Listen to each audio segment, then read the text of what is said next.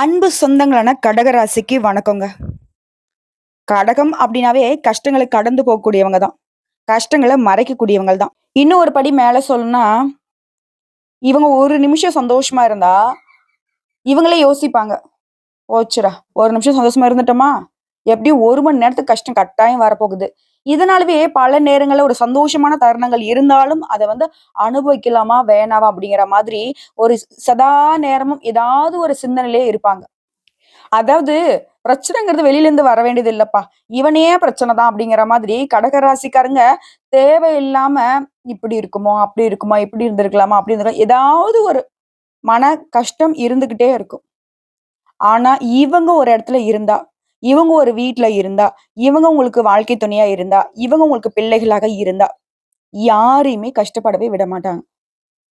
யார் என்னன்னே தெரியாதுங்க. ஆனா மத்தவங்களுடைய கஷ்டத்த தான் கஷ்டமா நினைக்கிறதுல கடகத்த அடிச்சுக்கிறதுக்கு ஆட்களே கிடையாது. நான் பல பதிவுகள்ல சொல்லியிருக்கேன். இவங்க தாய் உள்ளம் கொண்டவங்க தான். தாய்க்கு நிகரானவங்க தான். புரியுதுங்களா? கடகராசி வாழ்க்கை துணையா பெற்றவங்கலாம் புண்ணியம் பண்ணியிருக்கீங்கன்னே சொல்லலாம்.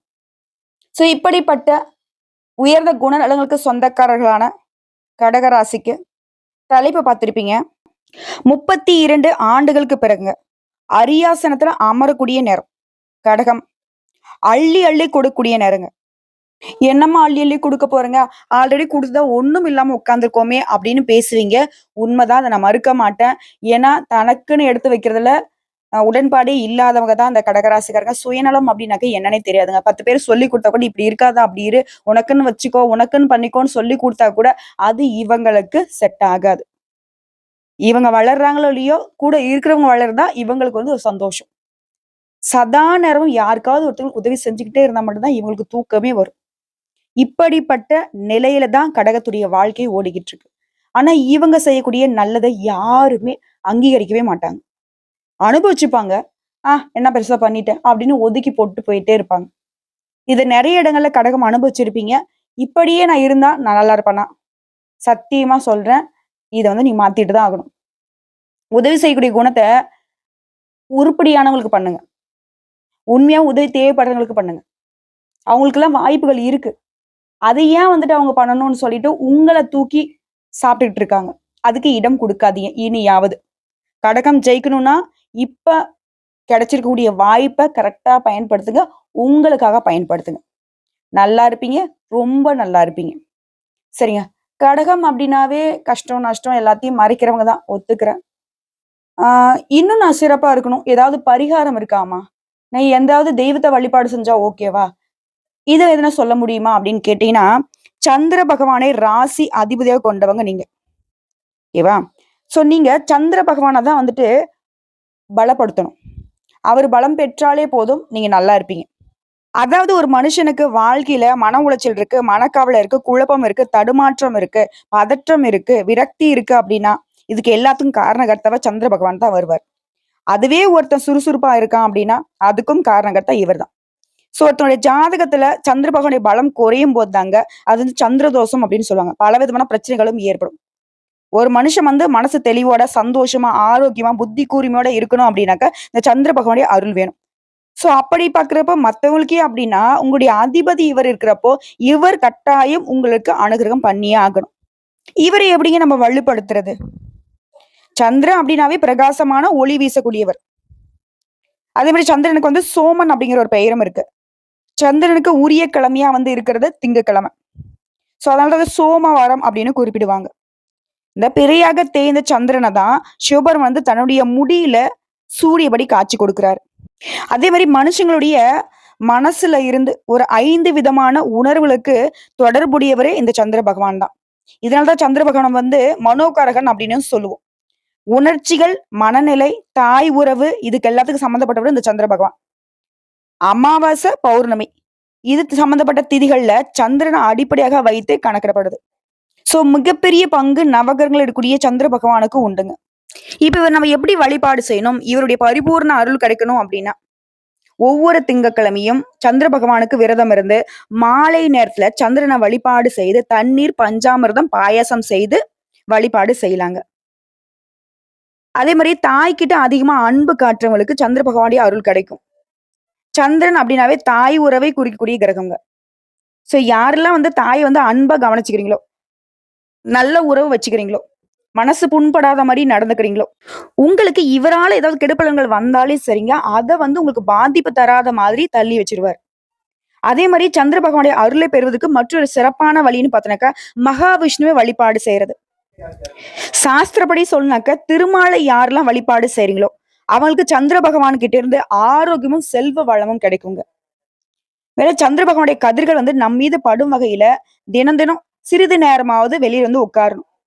குறிப்பா பௌர்ணமி நாள்ல சந்திர பகவானுடைய ஒளிக்கற்றைகள் வந்து பூமியில படுங்க. அந்த நிலவுடைய ஒளியில அமர்ந்துகிட்டு சந்திர பகவானுடைய ஒளிக்கதிர் நம்ம மீது படுற மாதிரி நாம வந்து இருந்தோம் அப்படின்னா, சந்திர பகவான் கிட்ட இருந்து தெய்வீக சக்தி கிடைக்குங்க. மன அமைதி கிடைக்கும். சொல்லப்போனா யார் ஒருத்தங்களுக்கு சந்திர பகவானுடைய பலம் குறைந்து இருக்கோ, அவங்க சந்திரனுடைய கெட்ட திசையால பாதிக்கப்படுவாங்க. இதுதான் நாங்க ஜோதிடத்துல சொல்லுவோம். சந்திராஷ்டமம் இருக்குங்க, பார்த்து பத்திரமா இருங்க. சந்திராஷ்டமம் இருக்குங்க, வீண் வாக்குவாதம் பண்ணாதீங்க, சண்டை சச்சரவுக்கும் போகாதீங்க. வண்டி வாகனத்துல பயணம் செய்யறப்ப கவனமா இருங்கன்னு சொல்லுவோம். சரிங்களா? சோ அந்த அளவுக்கு சன்னீஸ்வர பகவான பார்த்து எந்த அளவுக்கு பயம் வருதோ, அதே அளவுக்கு தாங்க சந்திர பகவானுடைய பலம் குறைந்தால் உங்களுக்கு பயம் உண்டாகும், பதட்டம் உண்டாகும். சந்திரன் உங்களுக்கு வந்து மறைஞ்சிட்டாரு அப்படின்னாவே, நீங்க ஒளியிலருந்து போயிருவீங்க. வாழ்க்கை இருண்டு போச்சுமா, என்ன பண்றதுன்னே தெரியலன்னு ஒரு சிலர்லாம் ஜாதகத்த தூக்கிட்டு வருவாங்க. அவங்களுடைய நிலைக்கு காரணம் இந்த சந்திர பகவானுடைய பலம் வந்துட்டு குறைந்திருக்கிறது தான். சோ ஒவ்வொரு திங்கட்கிழமையுமே தவறாம கடகராசிக்காரங்க அருகில் இருக்கக்கூடிய ஏதாவது சிவபெருமானுடைய ஆலயத்துக்கு போயிட்டு கட்டாயம் வழிபாடு செய்யணும். அப்படிலாம் போக முடியாதுங்கிறீங்களா? பிரச்சனையே கிடையாது. சிவபெருமானுடைய தலையில நிலா தெரியிற மாரி கூடிய உருவ படத்த வாங்கிட்டு வந்து வீட்ல வச்சு ஒவ்வொரு திங்கட்கிழமையுமே அவருக்கு வில்வ இலைகளால மாலை கட்டி போட்டு, உங்களுக்கு தெரிஞ்ச மாரி பூஜைகள செய்யுங்க. ரொம்ப நல்லது. எந்த ஒரு எதிர்பார்ப்பும் கிடையாது. எளிமையின் கடவுள் தான் சிவபெருமான். சந்திர பகவான் வழிபாடு செய்யிட்டா, சிவபெருமான வழிபாடு செய்யிட்டா. சிவபெருமான வழிபாடு செய்தாலே சந்திர பகவானுடைய பரிபூர்ண அருள் உங்களுக்கு கிடைக்கும். போதுமா? அதே மாரி ஒவ்வொரு பௌர்ணமி நாளுமே கடகராசி கட்டாயம் ஏதாவது ஒரு சிவபெருமானுடைய ஆலயத்துக்கு போயிட்டு வலம் வரணும். கிரிவலம் வரணும். இன்னும் சிறப்பான விஷயம் என்னன்னா, உங்களால முடிஞ்சதுன்னா, ஒவ்வொரு பௌர்ணமி நாளுமே திருவண்ணாமலை கிரிவலம் போயிட்டு வர்றது கடகராசிக்கு உயர்வை குடுக்கும். உன்னதத்தை ஏற்படுத்தும். குறிப்பா உங்கள சுத்தி இருக்கக்கூடிய சூழ்ச்சிகள் அவிழ்க்கப்படும். உண்மைகள் உடைப்படும். கடகம் இனி கடகடன்னு உயர்வுக்கு போகணும்னாக்க, சிவபெருமான கெட்டியா பிடிச்சுக்கோங்க. அனுதினமும் ஓம் நமக் சிவாய அப்படின்ற மந்திர சொல்ல 27 முறை சொல்லிட்டு அன்றாட வேலைகளை பாருங்க. ஒரு பிரச்சனையும் உங்கள நெருங்காது. இதையும் தாண்டி உங்களால முடிஞ்சதுன்னா, அந்த 27 முறை உங்க கைப்பட ஓம் நமக் சிவாய அப்படின்ற அந்த மந்திர சொல்ல எழுதுங்க. இனி உங்களுடைய வளர்ச்சியை யாராலையும் தடுக்க முடியாத அளவுக்கு சிவபெருமானும், சந்திர பகவானும் உங்களுக்கு வளர்ச்சியை கொடுப்பாங்க. வாழ்த்துக்கள்ங்க. ஸோ நெறைய பேசியிருக்கோம். பிடிச்சிருந்தா பாருங்க. இல்லாட்டி ஸ்கிப் பண்ணிட்டு கடகராசிக்காரங்க இந்த வீடியோ பதிவிற்கான பலன்கள மட்டும் பார்த்தாலும் சிறப்பு தான். ஆனா ஒரு விஷயம் தெரிஞ்சுக்கோங்க. கடகராசிகள பொறுத்தவரைக்கும் உங்களுடைய அதிபதியுடைய பலம் என்ன? அவர நீங்க எப்படி வழிபாடு செய்யணும்? இதன் காரணமா உங்களுடைய வாழ்க்கை நிலையில எப்பலாம் வந்துட்டு நீங்க எந்தெந்த விஷயங்கள வந்து கடைபிடிக்கணுங்கிறத நாம சொல்லியிருக்கோம். ஓகேங்களா? எத மறந்தாலும் சரிங்க, உங்களுடைய ராசி அதிபதிய ஒரு நாளும் மறந்துறாதீங்க. நீங்க பௌர்ணமியே மறந்தாலும் சரிங்க, ஒவ்வொரு மாதமும் 3ஆம் பிறை நிலவை பார்க்காமல் இருந்துறாதீங்க. தொடர்ந்து இத வந்து ஒரு 7 மாதம் 3ஆம் பிறைய பார்த்துட்டு வந்துட்டீங்க அப்படின்னா, அந்த சிவனே உங்களுக்கு காட்சி தரக்கூடிய அளவுக்கு உன்னதமான நிலை அடைய போறீங்க. புரியுதுங்களா? சரிங்க. இப்ப வந்து தலைப்புக்குள்ள வரும். 32 வருஷத்துக்கு அப்புறம் இந்த திரிகிரக யோகத்தினால இந்த கடக ராசிக்காரனுக்கு தொட்டதெல்லாம் வெற்றியாக மாறப்போகுது. அதாவது வாழ்க்கையில உச்சத்தை தொட போறீங்க. இந்த திரிகிரக யோகம்னா என்ன? சனி, சுக்கிரன், சூரியன் இந்த 3 கிரகங்களும் ஒரு ராசியில இணைவதனால இந்த திரிகிரக யுகம் உருவாகியிருக்கு. இதனால பணமழையும் கொட்டும். இனிமே கடகராசியை பொறுத்தவரைக்கும் எல்லாமே சக்சஸ் தாங்க. அதுக்கு முன்னாடி இந்த 3 கிரகங்களும் எந்த ராசியில இணையறாங்க? குரு பகவானுக்கு உரிய சொந்த வீடான மீன ராசியில இந்த 3 கிரகங்களுடைய சேர்க்கை அப்படிங்கிறது உச்சகட்டமான யோகமான பலன்களை கடகத்திற்கு கொடுக்க போகுது. ஃபர்ஸ்ட் இந்த திரிகிரக யோகம்னா என்னம்மா? அது சில நேரங்கள்ல ஒரே ராசியில பல கிரகங்கள் இணையக்கூடிய வாய்ப்பு அமையுங்க. அந்த வகையில தான் இந்த வருஷத்துல இந்த 3 கிரகங்களும் மீன ராசியில இணையறதுங்கிறது தான் திரிகிரக யோகம். இப்ப ஒருத்தனுக்கு வந்து நல்ல வாழ்க்கை இருக்குன்னு வச்சுக்கோங்களேன். அவனுக்கு என்னடா 9 நவகிரகமும் வந்து அவனுக்கு சாதகமா உட்கார்ந்துகிட்டு வேலை பார்த்துட்டு இருக்கு. இந்த குருவும் சுக்கிரனும் அவனுக்குள்ள உச்சத்துல இருக்காங்க அப்படின்னு சொல்லுவாங்க. அதே மாதிரிதான். இப்போ நான் சொன்ன இந்த 3 கிரகங்களும் வந்துட்டு தனித்தனித்துவமா பார்த்தோம்னா, ஒவ்வொருத்தருக்கும் ஒவ்வொரு குணாதிசயம். அவங்க நினைச்சாங்க அப்படின்னாக்கா ஒருத்தருடைய வாழ்க்கைய வளர்ச்சிக்கும் கொண்டு போக முடியும், வீழ்ச்சிக்கும் கொண்டு போக முடியும். அது சனீஸ்வர பகவான்லாம் நினைச்சாருனாக்கா, அவரு கொடுக்கிறதையும் தடுக்க முடியாது, கெடுக்கிறதையும் தடுக்க முடியாது. அதே மாரி தான் சுக்கிர பகவான். நல்லா உயர்வான வாழ்க்கைக்கு, ஏகபோக வாழ்க்கைக்கு, சுகபோக வாழ்க்கைக்கு இவர்தான் காரணகர்த்தா. அதுவே சூரிய பகவான் உங்க வாழ்க்கையை வெளிச்சத்துக்கு கொண்டு வரதும், இருண்ட வாழ்க்கைக்கு தள்ளுறதுமே இவரால முடியும். தனிப்பட்ட வகையில. சோ இந்த 3 சேர்க்கையினால கடகத்திற்கு அமோகமான வாழ்க்கை நிலை உருவாக போகுது. அது என்ன ஏது அப்படிங்கிறத தெளிவா பார்க்கலாமா? முதல் விஷயம், இந்த சக்தி வாய்ந்த யோகத்தினால கடகராசிக்காரர்களே உங்களுடைய வருமானம் அதிகரிக்க போகுது. நிதி நிலையில நல்ல முன்னேற்றம் இருக்க போகுது. வேலையே இல்லம்மா, நான்லாம் வேலை தேடிட்டு இருக்கேன் ரொம்ப நாளா அப்படின்றவங்களுக்கு நல்ல வேலை கிடைக்கும். அதே மாதிரி வேலை செய்யக்கூடிய இடங்கள்ல எங்களுக்கு ரொம்ப நாளா எதிர்பார்த்துட்டு இருக்கேன், பதவி உயர்வும் கிடைக்கல, சம்பள உயர்வும் கிடைக்கல, ரொம்ப கஷ்டப்படுறோமா அப்படின்னு நினைக்கிறீங்களா? ஆண்களோ பெண்களோங்க, வேலை செய்யக்கூடிய இடங்கள்ல பதவி உயர்வுக்கும் சம்பள உயர்வுக்கும் வாய்ப்புகள் இனி அமையும். அது மாதிரி வியாபாரம் பாக்குறீங்க அப்படின்னாக்க கூடிய ஒப்பந்தங்கள் கிடைக்கும். வேலை தொடர்பா ஒரு சிலர் வெளிநாடு செல்லக்கூடிய யோகம் இருக்கு. அது மாதிரி வியாபாரத்தை விரிவுபடுத்தக்கூடிய வாய்ப்புகள் அமையும். பழைய முதலீடுகள் இருந்து கூட இப்ப நல்ல முன்னேற்றத்தை பெற போறீங்க. உடல் ஆரோக்கியத்தை பொறுத்த வரைக்கும் உங்களுக்கு சிறப்பான முன்னேற்றத்தை கொடுக்குங்க. இன்னும் சொல்லணும்னா எதிர்பாராத நேரத்துல, எதிர்பார்க்காத நேரங்க, குறிப்பா சொல்றேன் கேட்டுக்கோங்க. ஆனா ஆதாயங்களை பெறுவதற்கான வாய்ப்பு இருக்கு. நாம எதிர்பார்த்தே நமக்கு பணம் வராதே அப்படின்னு யோசிப்பீங்க இல்லையா? கட்டாயம் இனி நடக்க போகுது. அது மாதிரி வேலை பார்க்கக்கூடிய இடங்கள்லயும் உங்களுக்கு மதிப்பு மரியாதை உயரும். தொழில்ல நல்ல முன்னேற்றம் இருக்க போகுது. வணிகத்திலயுமே நல்ல லாபம் கிடைக்கும். சொல்லப்போனா அடுத்த கட்டத்திற்கு உங்களுடைய வாழ்க்கை நிலை போக போகுது. குடும்பத்திலுமே மகிழ்ச்சி அதிகரிக்க போகுது. கடகத்திற்கு இன்னைக்கு வாழ்க்கையில் நடக்கிறது எல்லாமே நேர்மறையான மாற்றங்களா தான் நடக்க போகுது. உங்களோட ஆசையில 9வது வீட்டுல தாங்க இந்த யோகம் உருவாகி இருக்கு. இதனால தனிப்பட்ட வாழ்க்கையும் சரி, தொழில் வாழ்க்கையும் சரி, மகிழ்ச்சி அதிகமா கிடைக்க போகுது. இது போட்டித் தேர்வுகளுக்கு தயாராகக்கூடிய மாணவர்களுக்கு, அரசாங்க உத்தியோகம் எதிர்பார்த்துட்டு இருக்கீங்க அப்படின்னாக்க கட்டாயம் பச்சை இங்குல கையெழுத்து போடுவீங்க. அரசாங்க உத்தியோகம் நிச்சயம். அது அடிமட்ட வேலையா இருந்தாலும் சரிங்க, கால் காசுல கவர்மெண்ட் காசு கட்டாயம் கடகராசிக்கு உண்டு. அதோட அனைத்து பணிகளுமே உங்களுக்கு வெற்றிகரமா முடியும். வாழ்க்கையே உங்களுக்கு அமோகமா மாறப்போகுது. என்ன நீங்க எதிர்பார்க்குறீங்களோ அது எல்லாமே நடக்க போகுது. வேலையிலயும் சரி, வாழ்க்கையிலும் சரி, வெற்றி உங்களை தொடர்வதனால மத்தவங்க எல்லாம் உங்ககிட்ட கை கட்டி நிப்பாங்க. உதவி கேட்டுங்க. அடுத்தடுத்து வரக்கூடிய சாதகமான மாற்றங்களின் காரணமா உங்களுக்கு வெற்றிகள் குவிய போகுது. வேலையில பதவி உயர்வு கிடைக்கிற மாதிரியே புதிய வேலை வாய்ப்பும் கிடைக்கும். பெரிய முன்னேற்றத்துக்கான அதிர்ஷ்டம் உங்களை தேடி வரும். அலுவலகத்துல உங்களுடைய முயற்சிகள் மற்றும் திறமைகளுக்கு அங்கீகாரம் கிடைக்கும். சக ஊழியர்களே உங்களுக்கு ஆதரவா இருப்பாங்க. அது உங்களுக்கு உற்சாகத்தை ஏற்படுத்தும். குறிப்பா நிதி ரீதியா நீங்க பணத்தை சேமிக்கிறதுல வெற்றி பெற போறீங்க. உங்களுடைய எதிர்காலத்திற்கு பாதுகாப்பு உண்டு. தனிப்பட்ட மற்றும் வணிக நோக்கங்களுக்காக நீங்க ஒரு நீண்ட தூர பயணம் போயிட்டு வருவீங்க. சொல்லப்போனா இந்த காலகட்டத்தை சரியா பயன்படுத்திட்டீங்க அப்படின்னாக்க கடகராசிக்காரங்களே நல்லா நோட் பண்ணிக்கோங்க. இந்த வாய்ப்பு கரெக்டா பயன்படுத்திங்க, நேரத்தை கரெக்டா பயன்படுத்திட்டீங்க அப்படின்னாக்க உங்களுடைய பல லட்சியங்களை இப்ப நிறைவேற்றி கொள்ள முடியும். சொத்து சேர்க்கை இருக்கு, வண்டி வாகனம் வாங்கக்கூடிய அதிர்ஷ்டம் இருக்கு, குடும்ப சூழல் இணக்கமா இருக்க போகுது. குடும்பத்துல இருக்கிறவங்க எல்லாம் உங்களுக்கு ஆதரவா இருப்பாங்க. உங்களை புரிஞ்சுக்காம ஒதுக்கி வச்சவங்க எல்லாம் இப்ப புரிஞ்சுக்கிட்டு உங்ககிட்ட ஆறுதல் தேடியும் உதவிகள் தேடியும் வருவாங்க. மேலும் குடும்ப வாழ்க்கையை பொறுத்த வரைக்கும் வாழ்க்கை துணை கிட்ட நெருக்கம் அதிகரிக்குங்க. இந்த காலகட்டத்துல உங்களுடைய உணர்வுகள் அப்படிங்கிறது பலப்பட போகுது. சமூகத்துல உங்களுடைய இமேஜ் அப்படிங்கிறது மேம்பட போகுது. இதன் விளைவா மரியாதைக்கு மற்றும் அங்கீகாரத்துக்கு உரியவர்களாக கடகராசிக்காரர்கள் வலம் வர போறீங்க. மொத்தத்துல இந்த திரிகிரக யோகம் அப்படிங்கிறது உங்க வாழ்க்கையை அடுத்த கட்டத்துக்கு கொண்டு போக போகுதுங்க. சொல்லப்போனா இந்த சக்தி வாய்ந்த கிரக நிலை தன்னம்பிக்கை, தைரியத்தை அதிகப்படுத்துது. வாழ்க்கையில் உள்ள தடைகளை எல்லாத்தையுமே தாண்டி வர வைக்குது. வியாபாரிகளுக்கு இந்த யோகம் அப்படிங்கிறது புதிய வாய்ப்புகளை கொடுக்குது. இது கூட்டு வியாபாரத்துல ஈடுபட்டுறீங்க அப்படின்னாக்கா பெரிய ஒப்பந்தங்களை பெற போறீங்க. இதே சொந்தமா தொழில் செய்யறீங்க, இல்ல ஒரு இடத்துல வேலை பாக்குறீங்க அப்படின்னாக்கா உங்களுக்குமே முன்னேற்றம் உண்டுங்க.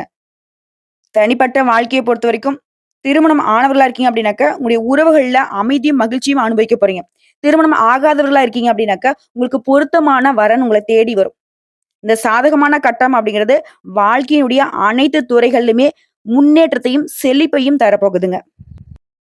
நீங்க எடுக்கக்கூடிய காரியங்கள் எல்லாமே வெற்றி பெற போகுதுனால எதிர்ப்புகளும் விலகி போகும். பயணங்களின் மூலம் நன்மைகள் உண்டு. செய்யக்கூடிய காரியங்கள் உங்களுக்கு பெருமையை ஏற்படுத்தும். காரிய தடைகள் விலகுது, பணவரத்து அதிகமாகுது, புத்தி சாதுரியத்தினால ஆன்மீகத்தில் நாட்டம் கூடும். குடும்பத்திலயும் சந்தோஷமான சூழ்நிலை இருக்க போகுது. தொழில் வியாபாரத்துல முன்னேற்றம், உத்தியோகத்துல இருக்கிறவங்க திறமையான பேச்சுக்களால வெற்றி பெற போறீங்க. அதுவும் பெண்கள்லாம் பார்த்தோம்னா, உங்களுடைய புத்தி சாதுரியம் அதிகரிக்குங்க. கலைத்துறையில இருக்கிறவங்களுக்கு எதிர்பார்த்த பணம் உங்கள வந்து சேரும். அரசியல் துறையில இருக்கிறவங்களுக்கு பிரச்சனைகள் குறையுது. மாணவர்களை பொறுத்தவரைக்கும் கல்வியில நாட்டம் அதிகமாகும். ஆர்வத்தோட பாடங்களை படிப்பீங்க. சோ இப்ப வரைக்கும் பார்த்தது பொது பலன்கள். இதுவே இந்த திரிகிரக யோகத்தினால கடகராசிக்கு ஏகபோக வாழ்க்கை உருவாகிருச்சு. இது தாண்டி இன்னும் சிறப்பா தனிப்பட்ட முறையில நட்சத்திர பலன்களை பார்த்து தெரிஞ்சுக்கலாங்க. புனர்பூசம் நட்சத்திரம் 4ஆம் பாதம். மத்தவங்களுக்கு வழிய போய் உதவி செய்வீங்க. எந்த ஒரு விஷயத்திலுமே வெற்றி கிடைக்கும். நண்பர்கள்கிட்ட உதவி கிடைக்கும். வரக்கூடிய வாய்ப்பை பயன்படுத்தி எதிர்காலத்தை அழகா திட்டம் தீட்டிக்க போறீங்க. கலைத்துறையில இருக்கிறவங்களுக்கு வாய்ப்புகள் தேடி வரும். அது முன்னேற்றமும் ஆதாயங்களும் கிடைக்கக்கூடிய காலகட்டம். அடுத்ததான் பூசம் நட்சத்திரம். வியாபாரம் தொழில் சிறப்பா இருக்கும். எதிர்பார்த்த நிதி வசதி கிடைக்கும். திட்டமிட்ட காரியங்கள் வெற்றியை ஏற்படுத்தும். நிதானத்தை கடைபிடிச்சிங்க அப்படின்னாக்க இன்னும் சிறப்பான வெற்றி தொடரும். அடுத்து உத்தியோக பணிகள் இருக்குங்க. மேல அதிகாரிங்க கிட்ட அன்பும் ஆதரவும் உண்டு. சொல்லப்போனா அவங்க உங்களை அனுசரிச்சு நடந்துப்பாங்க. அதே மாதிரி நிலுவையில் இருக்கக்கூடிய பணம் உங்களுக்கு இப்ப கிடைக்க போகுது. அரசியல் துறையில இருக்கிறவங்க, பொது காரியங்களில் ஈடுபடக்கூடியவங்களுக்கு எல்லாம் நினைத்த காரியங்கள் கைகூடும். நிதி ஆதாயம் உண்டுங்க. அடுத்த ஆயில்யம் நட்சத்திரம். பிரச்சனைகள் இல்லாத பிரகாசமான வாழ்க்கை உண்டு. குடும்பத்தாருடைய முழு ஒத்துழைப்பு கிடைக்குதுங்க. கணவன் மனைவி உறவெல்லாம் மனக்கசப்புகள் மாறி அந்யோன்யம் அதிகமாக போகுது. வேலை பளு குறையுதுங்க. எடுத்த காரியங்கள்ல வெற்றி பெறுவீங்க. திடீர்னு கோவம் வரும். சோ இந்த கோவத்தை மட்டும் கட்டுக்குள்ள வச்சுக்கோங்க. உங்களுடைய திறமையை கண்டு மத்தவங்க பாராட்டக்கூடிய அளவுக்கு வாய்ப்புகள் உண்டு. எதிர்பார்த்த பண வரவு இருக்கும். எல்லா செயல்பாடுகளுமே நிதானத்தை கடைபிடிச்சிங்க அப்படின்னாக்கா முன்னேற்றத்துக்கு வழி உண்டு. மேல் இடத்துலயுமே உங்களுக்கு பாராட்டுகள் கிடைக்கும். அடுத்ததுதான் ஆயில்ய நட்சத்திரம். உங்களை பொறுத்த வரைக்கும் மனக்குழப்பங்கள் நீங்குது, தைரியம் உண்டாகுது. தடைப்பட்ட காரியங்களை கூட இப்ப வந்து நல்ல விதத்துல செஞ்சு முடிச்சுக்க போறீங்க. உங்களுடைய மனசு வந்து மகிழ்ச்சியில ததும்பக்கூடிய அளவுக்கு இனி நடக்கிறது எல்லாமே நல்லதாவே நடக்க போகுது. ஆடை ஆபரண சேர்க்கை இருக்கு. உங்களுடைய எண்ணங்கள் எல்லாமே நிறைவேற போகுது. குடும்பத்திலுமே சுப நிகழ்ச்சிகள் எல்லாமே கைகூடி வரப்போகுதுங்க. உங்களை பொறுத்த வரைக்கும் முதல் பரிகாரம் திங்கட்கிழமைகள் தோறும் சிவபெருமானையும் அம்பாளையும் வணங்குவதனால, குறிப்பா அம்மனுக்கு மல்லிகை மலர் சாற்றி வழிபாடு செய்வதனால மனம் போல் வாழ்க்கை இருக்கும். சிவனுடைய அனுகிரகத்தினால நிலைத்த செல்வம் செல்வாக்கு கிடைக்கும். உங்களை பொறுத்தவரைக்கும் 2வது பரிகாரம் மற்றும் வழிபாடு ஆதி பராசக்தி அன்னையை ஒரு முறை போயிட்டு தரிசித்துட்டு வந்துட்டீங்கன்னா உடல் ஆரோக்கியம் உண்டு. எதிர்பார்த்த காரியங்கள் சட்டுன்னு முடியும். நல்ல பலன்கள் உண்டாகும். சோ இப்ப வரைக்கும் பார்த்த பொது பலன்கள், நட்சத்திர பலன்கள், பரிகாரங்கள். இந்த திரிகிரக யோகத்தினால கடகத்துடைய வாழ்க்கையே ஒட்டு மொத்தமா உயர்வுக்கு போகுது. பொருளாதார ரீதியா, செயல்பாடுகள் ரீதியா, மதிப்பு மரியாதை ரீதியா கடகம் அப்படின்னாவே பெரிய உயர்வை பார்க்க போறீங்க. அதாவது எல்லாரும் நல்லா இருக்குன்னு நினைக்கக்கூடிய உங்களுக்கு இனி நடக்கிறது எல்லாமே நல்லதாகவே நடக்க போகுது. வாழ்த்துக்கள். வெற்றி தொடரட்டும். கடகத்துடைய கஷ்டங்கள் மறையட்டும்.